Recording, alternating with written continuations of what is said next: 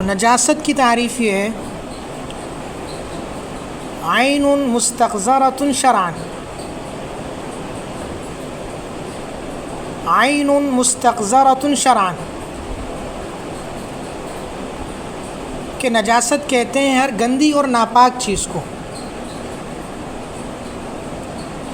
نجاست کہتے ہیں ہر گندی اور ناپاک چیز کو. پھر نجاست کی بنیادی طور پر دو تقسیمیں کی گئی ہیں. نجاست کی بنیادی طور پر دو تقسیمیں کی گئی ہیں. ایک تقسیم ہے نجاست حقیقی اور حکمی کی طرف، اور ایک تقسیم ہے نجاست غلیظہ اور خفیفہ کی طرف. تو جہاں تک پہلی تقسیم کا تعلق ہے کہ نجاست حقیقی اور حکمی، تو نجاست حقیقی اس نجاست کو کہتے ہیں کہ کوئی بھی ایسی گندی اور ناپاک چیز جو جسم رکھتی ہو، جو نظر آئے،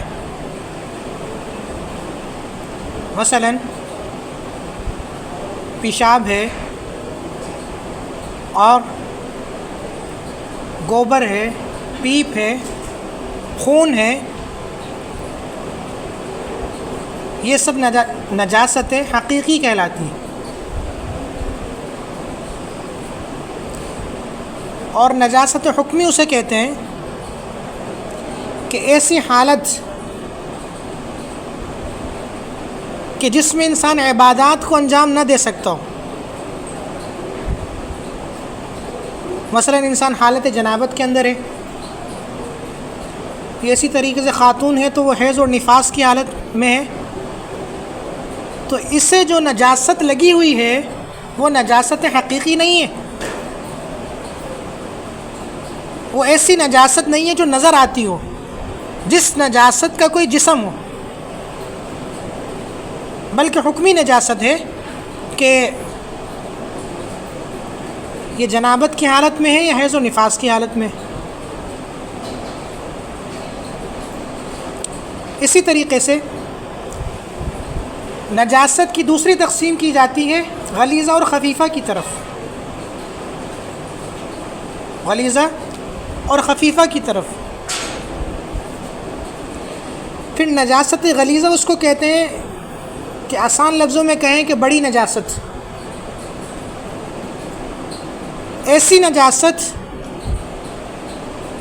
کہ جس کے نجس ہونے پر نصوص موجود ہوں، جس کا نجس ہونا نص سے ثابت ہو،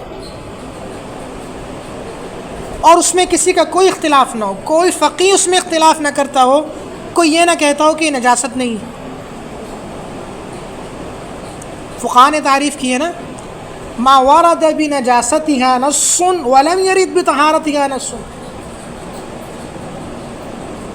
کہ نجاست غلیظہ اسے کہتے ہیں کہ جس کی نجاست پر تو نص وارد ہوئی ہو لیکن اس کی طہارت پر کوئی نص وارد نہ ہوئی ہو، یعنی اس کا نجس ہونا متفق علیہ ہو. مثلا بول و براز ہے، اسی طریقے سے خون ہے، تو یہ نجاست غلیظہ ہے کہ ان کے نجس ہونے میں کسی فقیہ کا کوئی اختلاف نہیں ہے. اور دوسری قسم ہے نجاست خفیفہ. نجاست خفیفہ کو آسان زبان میں کہیں کہ چھوٹی نجاست. ایسی نجاست کہ جس کا نجس ہونا بھی نصوص سے ثابت ہو اور جس کا طاہر ہونا بھی نصوص سے ثابت ہو، جس میں فقہاء کے اختلاف ہو. ما ورد بنجاستها نص وورد بطہارتها، ما ورد بنجاستها نص وبطہارتها نص، کہ جس کے نجاست ہونے پر بھی نص موجود ہو، جس کے طہارت ہونے پر بھی نص موجود ہو. اور نجاست غلیظہ ما ورد بنجاستها نص ولم يرد بطہارتها نص. تو نجاست خفیفہ کے اندر چونکہ فقہاء کا اختلاف ہوتا ہے اور نصوص متعارض ہوتی ہیں، اس واسطے نجاست غلیظہ کے اندر تو سختی ہے لیکن نجاست خفیفہ میں تخفیف ہے، اور اس میں ابتلاء عام کو بھی دیکھا گیا ہے۔ اور اس کی مثالوں میں ہم یہ مثالیں لے سکتے ہیں کہ جیسے حلال جانوروں کا پیشاب ہے، اسی طریقے سے اڑتے ہوئے پرندوں کی بیٹ، یہ نجاست خفیفہ کی مثال ہے۔ اب سوال یہ پیدا ہوتا ہے کہ نجاست کا یا نجس اور ناپاک چیز کا حلال و حرام کے ساتھ کیا تعلق ہے؟ ہم نجاست کی بحث حلال و حرام کی گفتگو میں کیوں بیان کر رہے ہیں؟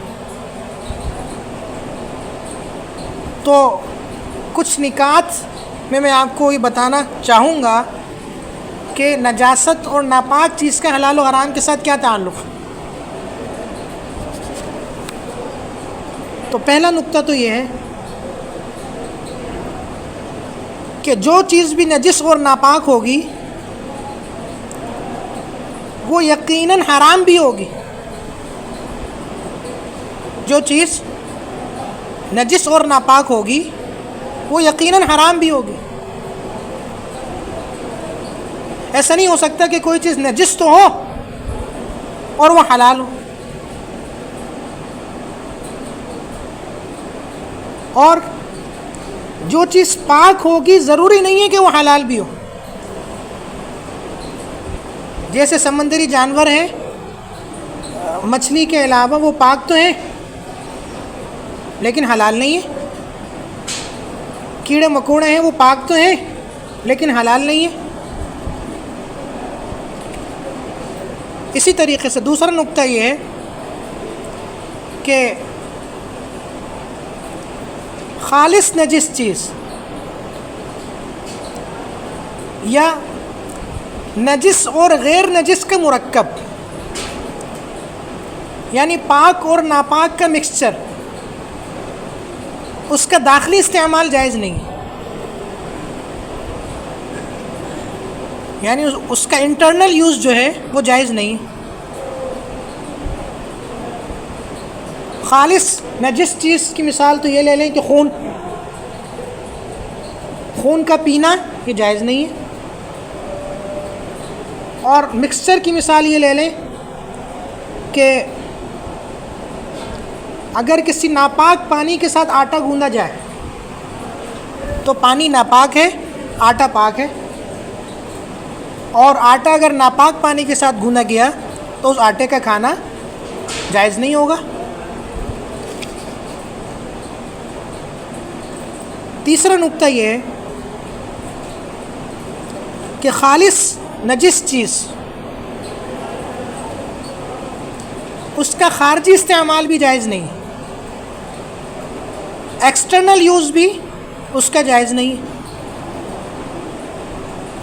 جیسے خنزیر کی چربی ہے، کوئی اسے اپنے بدن پہ لگانا شروع کر دے تو یہ جائز نہیں ہے۔ وجہ یہ ہے کہ خنزیر کی چربی جو ہے وہ نجس ہے۔ یہ اس کی ایک مثال یہ لے لیں کہ جیسے عام طور پر دیکھا جاتا ہے قربانی کے دنوں میں جانور کو جب ذبح کرتے ہیں تو جانور کا جو خون نکلتا ہے لوگ اس خون کو اپنی ایڑیوں پہ لگاتے ہیں، ہمارے ہاں تو لگاتے ہیں، آپ کیا پتہ نہیں کہ اس سے ایڑیاں صحیح ہوں گی۔ تو وہ نجس چیز ہے، نجس چیز سے بدن کو آلودہ کرنا یہ جائز نہیں ہے۔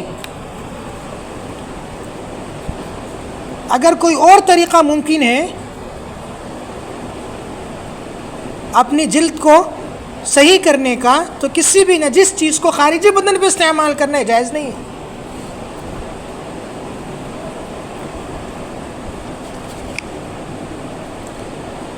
ہاں بعض ایسے مواقع ہیں کہ جہاں نجس چیز کے استعمال کی بھی گنجائش ہے، جیسے ناپاک تیل ہے، ناپاک تیل کے ذریعے آپ چراغ جلائیں تو اس کی گنجائش ہے کہ اس میں نہ داخلی استعمال ہوتا ہے بدن انسانی میں، نہ خارجی استعمال ہوتا ہے. تو اس قسم کی چیزوں میں تو گنجائش ہے، لیکن جہاں تک انسان کا تعلق ہے اور داخلی اور خارجی استعمال کا تعلق ہے تو کسی بھی نجس چیز کے استعمال کی گنجائش نہیں ہے. چوتھا نقطہ یہ ہے کہ خالص نجس چیز، خالص ناپاک چیز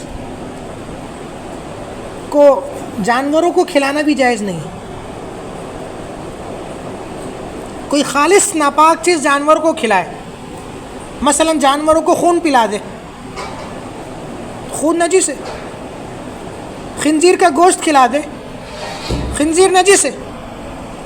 تو جانوروں کو بھی خالص ناپاک چیز کھلانا یہ جائز نہیں ہے.